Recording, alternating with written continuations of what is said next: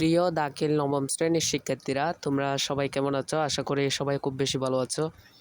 তো শিক্ষার্থীরা, অনেক দিন হয়ে গেল তোমাদেরকে কোনো সাজেশন ভিডিও দেওয়া যাচ্ছে না। তো আজকে চিন্তা করলাম তোমাদেরকে হাদিস শরীফ একটা সাজেশন ভিডিও দিয়ে দিই চতুর্দশ অধ্যায়ের উপর, অর্থাৎ এটার নাম হচ্ছে বাবু শাফাকতের ওর রহমাতি আলাল খলকে, অর্থাৎ সৃষ্টির প্রতি দয়া অনুগ্রহ প্রদর্শন করা। তো আমি আজকে এটার উপর যা কিছু ধরে দিব, শিক্ষার্থীরা তোমরা সেগুলো দয়া করে শিখে নিবা। তো শিক্ষার্থীরা, প্রথমে শিখতে হবে তোমাদের হাদিস। তো তোমরা হাদিস নম্বর 209 নম্বর হাদিসটা শিখে নিবা। অর্থাৎ হযরত জাবির ইবনে আবদুল্লাহ রাদিয়াল্লাহু তাআলা আনহু হতে বর্ণিত, তিনি বলেন রাসূলুল্লাহ সাল্লাল্লাহু আলাইহি ওয়াসাল্লাম বলেছেন, যে ব্যক্তি মানুষের প্রতি অনুগ্রহ করে না, আল্লাহ তার প্রতি অনুগ্রহ করেন না। তো শিক্ষার্থীরা, এটা খুব ইম্পর্ট্যান্ট একটা হাদিস, তোমরা এটি শিখে নেবা। তো আমি তোমাদের শেখার জন্য এখানে দিয়ে দিয়েছি। তো তোমরা করবা কি, তোমরা করবা হচ্ছে এখানে নিচে তোমরা দেখতে পাচ্ছ শাব্দিক অনুবাদ। তো আমি তোমাদের প্রতি একটা রিকোয়েস্ট থাকবে, সেটা হচ্ছে তোমরা হাদিস পড়ার সময় নিচে যে শাব্দিক ওয়ার্ডগুলো রয়েছে সেগুলো একটু শিখে নিবা। সেগুলো শিখে নিলে তোমাদের হাদিসটা মুখস্থ করতে একটু সহজ হবে। এরপরে শিখবা 210 নম্বর হাদিস, অর্থাৎ হযরত আয়েশা রাদিয়াল্লাহু তাআলা আনহা হতে বর্ণিত যে হাদিসটা, ওইটাও তোমরা ভালো করে শিখে নেবে। ওইটাও বেশি ইম্পর্ট্যান্ট, ইনশাআল্লাহ আশা করে চলে আসবে বার্ষিক পরীক্ষার মধ্যে। তো তোমরা এটি শাব্দিক অনুবাদ সহ শিখে নিবা, যেটা তোমাদের মুখস্থের জন্য খুব ভালো হবে।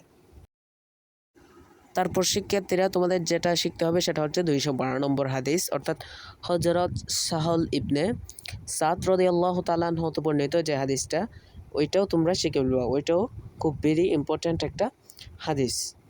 তো আমি তোমাদের শেখার সুবিধার্থে এখানে দিয়ে দিয়েছি, তোমরা এটি শিখে নিতে পারো। শিক্ষার্থীরা মনে রাখবা, আমি যেগুলো এখন ধরে দিচ্ছি, অর্থাৎ আমি এজন্য ধরে দিচ্ছি যে যাতে তোমাদের বার্ষিক পরীক্ষা আসলে তোমাদের শেখার জন্য সহজ হয়ে যায়, এবং তোমাদের যাতে তাড়াহুড়ো করতে না হয়, আগেভাগে যাতে তোমরা শিখে ফেলতে পারো, আমি এই সুবিধাটা তোমাদের জন্য করতে চেয়েছি। সেজন্য আমি যেগুলো ধরে দিচ্ছি ওইগুলো মনোযোগ সহকারে তোমরা শিখে নিবা। তো এরপর আসতেছে আমাদের অনুশীলনের প্রশ্ন ও উত্তর। তো এখানে এমসিকিউগুলোর মধ্যে আমি তোমাদের কোনো ধরে দিব না, তোমরা সবগুলাই শিখে নিবা। আর বইয়ের রিডিং পড়লেই তো এমনিতেই তো তোমরা এমসিকিউগুলো পেরে যাবা। তো আমার একটা রিকোয়েস্ট থাকবে তোমাদের প্রতি, যে বইয়ের রিডিংটা ভালো করে পড়বা। তোমরা দেখবা তোমরা এমসিকিউ সবগুলো অতিরিক্ত এবং অনুশীলনের সবগুলো এমসিকিউ তোমরা সলভ করতে পারবা ইনশাআল্লাহ। তারপর অনুশীলনের প্রশ্নগুলোর মধ্যে শিক্ষার্থীরা, তোমরা 1 নম্বর প্রশ্নটা ভালো করে দেখে নিবা, অর্থাৎ লা ইয়ারহামুল্লাহ মান লা ইয়ারহামুন নাস। অর্থাৎ এখানে কি বলা হয়েছে, যে কোনো ব্যক্তির প্রতি দয়া করবে না, সেও আল্লাহর কাছ থেকে কোনো দয়া পাবে না। অর্থাৎ তোমাদেরকে এটা ব্যাখ্যা করতে বলেছে, এখানে 3টা পয়েন্টে লেখা হয়েছে। তো তোমরা এই 3টা পয়েন্টে লিখবা, যাতে তোমরা ভালোভাবে মার্কটা পেতে পারো। তো এই প্রশ্নগুলো শেখার ক্ষেত্রে তোমাদের প্রতি একটাই অনুরোধ, একটাই উপদেশ থাকবে, সেটা হচ্ছে গিয়ে তোমরা তোমাদের যে হাদিস বইয়ের এই অধ্যায়ের এই চ্যাপ্টারের রিডিংটা ভালোভাবে পড়ে নেবা। তোমরা দেখবা এগুলো এমনিতেই পারবা ইনশাল্লাহ। তো শিক্ষার্থীরা, এটা ভালোভাবে শিখে নাও। আমি এটা শেখার জন্য তোমাদের সুবিধার্থে উত্তর সহ এখানে দিয়ে দিচ্ছি, আশা করি এটা পরীক্ষায় চলে আসতে পারে ইনশাল্লাহ। এরপর যে প্রশ্নটা তোমাদেরকে শিখতে হবে সেটা হচ্ছে 3 নম্বর, অর্থাৎ আনা ওয়া কাফিলুল ইয়াতীমি লাহু ওয়া লিগাইরিহি ফিল জান্নাহ, হাদিসাংশের ব্যাখ্যা করো। এটা খুবই ইম্পর্ট্যান্ট একটা প্রশ্ন। এখানে অর্থাৎ দুইটা আলেমের মতভেদ এখানে উল্লেখ করা হয়েছে। তো তোমরা এই দুইটাই লিখবা, যাতে ভালোভাবে তোমরা মার্কটি তুলতে পারো। তো শিক্ষার্থীরা, তোমাদের জন্য 4 নম্বর প্রশ্নটাও একটু ইম্পর্ট্যান্ট, তোমরা 4 নম্বর প্রশ্নটাও দেখে নেবা, তবে 3 নম্বরটা একটু ভালোভাবে দেখবা। তো আমি এতক্ষণ পর্যন্ত যে প্রশ্নগুলো তোমাদেরকে ধরে দিয়েছি সেগুলো ইনশাআল্লাহ কমন, তোমরা সেগুলো একটু দেখে নিবা।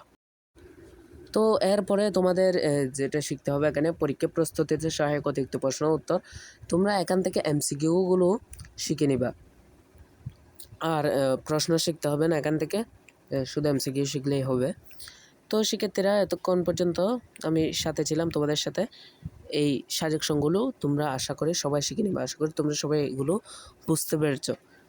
তো তোমরা কমেন্টে জানাও আর কোন কোন বিষয়ের কোন কোন সাবজেক্টের হ্যাঁ, কোন কোন শ্রেণীর তোমাদের সাজেকশন দরকার, তো আমি তোমাদেরকে সেগুলো দিয়ে দিব। তাছাড়া কিন্তু শিক্ষার্থীরা তোমাদেরকে এখানে বার্ষিক পরীক্ষার সকল আলপাতা প্রকাশিত প্রশ্ন কিন্তু এখানে দেওয়া হবে। তো তোমাদের কোনো প্যারা নাই, আমি তোমাদেরকে আগে থেকেই এগুলো দিয়ে দিচ্ছি তোমরা যাতে শিখে ফেলতে পারো। তো যারা এভাবে সাজেশন ভিডিও প্রতিনিয়ত পেতে চাও তোমরা চ্যানেলটিকে সাবস্ক্রাইব করে পাশে থাকো, আর যারা ইতিমধ্যে সাবস্ক্রাইব করেছো তোমাদেরকে অসংখ্য ধন্যবাদ। তো দেখা হবে পরের কোনো সাজেশন ভিডিওতে, ততদিন পর্যন্ত ভালো থাকো, সুস্থ থাকো, আল্লাহ হাফেজ। আর হ্যাঁ, আমার জন্য সবাই দোয়া করিও।